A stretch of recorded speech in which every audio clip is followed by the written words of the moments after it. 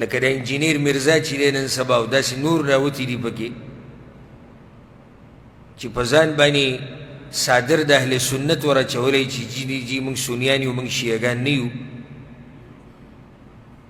او بیا منځ منځ کې جرح کوي په معاویه رضی الله عنه باندې په معاویه رضی الله عنه باندې چې جرح شټاټه شوه که نه بیا په ټولو صحابه کرامو باندې شټاټېږي ځکه چې معاویه رضی الله عنه دا دروازه ده دا دروازه چې دې کولاو کړه او په ده پسې دې خبرې شروع کړي جره معاویه دا چل کړی او دغه چل کړی او دا اصل شټاټېږي د کوم ځای نه ګوره چې کله یو سړی په یزید پسې لیکي او ځکه موږ د یزید رحمه الله په باره کې دا وایو چې غلی پکې کښېنه هغه سړي نه هغه سړي ښه کارونه هم کړي دي او غلطیانې ترې هم شوي دي او معامله د چا سره ده د الله سره ده او مسلمان او کافر نه لعن تعن پې مه وایه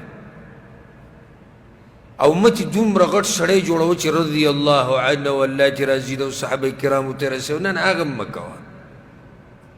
خو چې کله یو سړی په یزید پورې ونښلي او لعن تعن شروع کړي او خصوصا بې سنده خبرې کوي یزید داسې و یزید داسې و یزید داسې اکثر د شیعهګانو نه دروغ زده کړي نو بیا یو ورځ داسې ووایي وایي دا یزید چې داسې و لکه دا ما د یو مولا نه پخپله اورېدلي دقه یزید پورې به نښتی او بیا بیان کې دا وایي یزید چې داسې ګډوډ و خو پلار یې ولې تربیت ګډوډ کړی و که نه نو پلار یې څوک دی معاویه رضی الله عنه دی نو خبره ګوره معاویه صحابي ته لاړه اوس به نورو صحابه کرامو ته لاړی شي نو ورو دروازه کولاو شوه معاویه رضی الله عنه هغه د مؤمنانو ماما دی ځکه چې د خور په پیغمبر صلی الله علیه وسلم باندې واده ده ابو سفیان رضی الله عنه پلار یې صحابي دی او دی هم صحابي دی کاتب الوحی د پیغمبر صلی الله علیه وسلم وحی به یې لیکله ډېر اوچت شان والا صحابي دی ډېر اوچت شان والا ګوره تپوس یې د عبدالله ابن عباس نه وکړه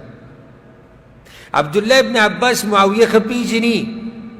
که نه څه د پاسه 1400 کاله بعد یو شیعه رافظي سپی راپاسې و معاویه رضی الله پسې خبرې کوي هغه یې ښه پېژني څوک یې پېژني عبدالله ابن عباس یې پېژني څه وایي عبدالله ابن عباس وی اصاب انه فقیه معاویه رضی الله عنه فقیه انسان دی پوه سړی او پر دویم روایت کې فانه قد صحب النبي صلی الله علیه وسلم او د پیغمبر صلی الله علیه وسلم ملګری څنګه بیا د پیغمبر په ملګري پسې دوی بدې ردي وایي او دی په هغه خلکو کې داخل دی چې الله د هغوی باره کوي رضی الله عنهم ورضوا عنه الله د هغوی نه راضي دی او هغوی د الله نه راضي دي یو سړي نه الله راضي شوی دی او یو سړی پورې نښتی دی چې د هغه د جنت او د جهنم پته نه لګي او په هغه سړي پسې خبرې کوي چې الله ترې راضي دی او 100% یقیني جنتي دی نو څومره لویه بدبختي شوه دې سړي الله دې زمونږ حشر د معاویه رضی الله عنه سره وکړي او الله دې موږ له توفیق راکړي د هغه د دفاع کولو او څوک چې معاویه رضی الله عنه یا په نورو صحابه کرامو پسې بدې ردې وایي یا یې ورته په زړه کې بغض پروت دی رب العالمین د دنیا او آخرت کې وشرموي